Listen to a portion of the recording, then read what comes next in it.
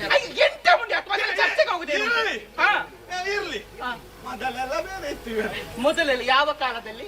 ನಮ್ಮ ಕಾಲದಲ್ಲಿ ನೀನು ಈಗ ಆರಂಭ ಮಾಡ್ತೀಯಾ? ಮತ್ತೆ 8 ಮಂದಿ ಬಂದ್ರು, ಅಷ್ಟದಿಕ್ಪಾಲಕರು 8 ಕಡೆಯಿಂದ ಯುದ್ಧಕ್ಕೆ ನಿಂತು. 8 ಅಗ್ನಿ ಬಂದ, ಅಗ್ನಿ. ವಾಯು ಬಂದ, ವಾಯು. ಕುಬೇರ ಬಂದ, ನಿರುತಿ. ಎಲ್ಲರೂ ನಿಮ್ಮ ಗಂಡನೊಂದಿಗೆ ಯುದ್ಧವನ್ನು ಮಾಡಿ ಕೈ ಸೋತದ್ದು, ಅಲ್ಲಿಗೆ ಪಲಾಯನ ಮಾಡಿದ್ರು. ಓಡಿದ್ರ? ಇನ್ನು ಬಂದರೆ ಆಗುತ್ತೆ, ಇನ್ನು ಬರ್ಲಿಕ್ಕಿಲ್ಲ. ಇನ್ನು ಹಾಗೆ ಅವನಿಗೆ ನಿವೃತ್ತಿಗೆ ಒಂದು ನಿಮ್ಮ ಗಂಡ ಎಚ್ಚರಿಕೆ ಕೊಟ್ಟು ಅಮ್ಮ. ಆಮೇಲೆ ಯಮ ಬಂದ. ಯಮ ಕೋಣನ ಮೇಲೆ ಏರಿಕೊಂಡು ಬಂದ.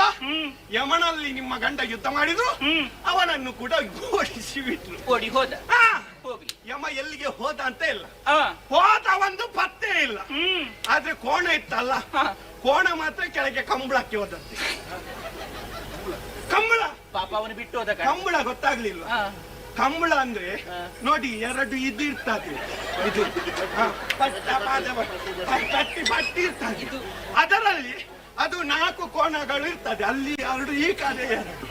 ಅದರಲ್ಲಿ 1 ಜನ ಇದು ಮಾಡ್ಲಿಕ್ಕೆ ಆಗ ಪಿ ಅಂತ ಊದುತ್ತಾರೆ. ಪಿ ಊದುವಾಗ ಉಂಟಲ್ಲ, ಅಯ್ಯೋ ದೇವೋ, ಒಂದು ಓಡಿದ್ರು ಎಂತ ವೇಗ. ಅದಿದು ಕಲ್ಲು ಮುಳ್ಳು ಎಲ್ಲ ಉಂಟಲ್ಲ, ಅದೆಲ್ಲ ವರ್ಣನೆ. ನಿನಗೆ ಏನಾಗತ್ತ? ವರ್ಷಕ್ಕೆ ಒಂದೊಂದು ನೆನಪಾಗುತ್ತದೆ. ವರ್ಣನೆ ಕೊಟ್ಟದ್ದು ನಿಮಗೆ ಅದು ಗೊತ್ತಿಲ್ಲ. ನನಗೆ ಬೇಡ, ಅದು ಗೊತ್ತಾಗುವುದು. ಅಲ್ಲ, ಹೋದದ್ದು ಅಲ್ಲಿಗೆ ಅಂತ ಹೇಳಿ ಆಯ್ತು, ಇರ್ಲಿ, ಆ ವಿಷಯ ಬಿಡುವ. ಬೇಡ. ಇನ್ನು ಯಾರಿದ್ದಾರೆ ಎನ್ನುವ ಹಾಗೆ ಯೋಚಿಸುವಾಗ ಸುರಪ್ಪ ಬಂದ. ಸುರಪ್ಪ ಬಂದವನೇ ಯುದ್ಧಕ್ಕಾಗಿ ನಿಂತ, ಯುದ್ಧವನ್ನು ಮಾಡಿದ, ಸೋತು ಸುಣ್ಣವಾದ ಸಲ್ಲಿನ ಪಲಾಯನ. ಅವನು ಯಾವತ್ತು ನಿಂತಿದ್ದಾನೆ ಅಂತ ಬೇಕಲ್ಲ. ಹೋದವರ ಸುದ್ದಿಯಾಗಿ ಬೇಕಾದದ್ದು ಸಿಂಹವಿಷ್ಟರ ಅಂತ ಏರಿದ್ರು. ನಿಮ್ಮ ಗಂಡ ನೇರವಾಗಿ ಸಿಂಹವಿಷ್ಟರದ ಮೇಲೆ ಹೋಯ್ತು. ಸಂಭ್ರಮದ ದಿನ. ಏನ ಇಲ್ಲಿ ಕಾರ್ಯಕ್ರಮ ಇದ್ರೆ ನಡೀರಿ ಅಂತ ಹೇಳಿದ್ರು. ಎಲ್ಲರೂ ಅಪ್ಸರಂಗಣಿಯರು ಬಂದ್ರು. ಹೌದು, ಗಾನವೈಭವದವರು ಬಂದ್ರು. ಎಲ್ಲವೂ ನೃತ್ಯ ಕಾರ್ಯಕ್ರಮ ಭಾರಿ ಒಳ್ಳೇದಾಯ್ತು. ನಾಟ್ಯ ವೈಭವ ಆಯ್ತು. ಅಮ್ಮ, ಇನ್ನೇನು ಸ್ವರ್ಗ ನಮ್ಮ ಪಾಲಿಗೆ ದಕ್ಕಿತು ಎನ್ನುವಷ್ಟರಲ್ಲಿ ಮೇಲಿಂದ ಬಂದು ನಿಂತಿದ್ದಾನೆ. ಯಾರು? ಒಬ್ಬ ಹುಡುಗ, ಇಷ್ಟೇ ಸಣ್ಣ ಇದ್ದಾನೆ. ಹೌದಾ? ಯಾರಂತೆ? ನಿಮ್ಮ ಗಂಡ ಕೇಳಿದ್ರು. ಯಾರು ಬಂದದ್ದು? ಅವ ಹೇಳಿದಲ್ಲ, ಹೇಗೆ ನಮ್ಮನ್ನು ನೋಡಿದಕ್ಕೆ ನೀವು ಬರ್ತೀರಿ, ನಿಮ್ಮನ್ನು ನೋಡಿದಕ್ಕೆ ನಾವು ಬರಲ್ಲ.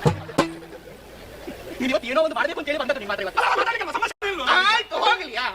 ಪಾಪ ಅವರಿಗೆ ಒಂದು ಸಂಭಾಷಣೆ ಬಂದವನು. ಆಯ್ತು, ಸಂಭಾಷಣೆ ಮಾಡಿ.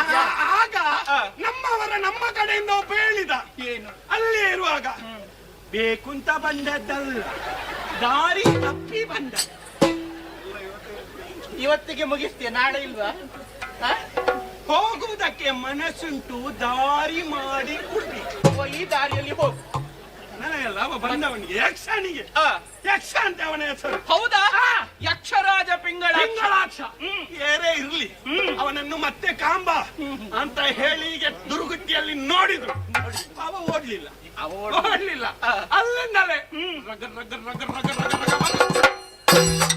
ಒಂದು ರೆಕ್ಕೆಯಿಂದ ನಿಮ್ಮ ಗಂಡನ ಮುಖಕ್ಕೆ ಬಾರಿಸಿ ನನ್ನವರಿಗೆ ಹೊರತೇನ. ನನ್ನವರು ಸುಮ್ಮನೆ ಬಿಡ್ಲಿಕ್ಕಿಲ್ಲಪ್ಪ. ಬಿಡ್ಲಿಲ್ಲ.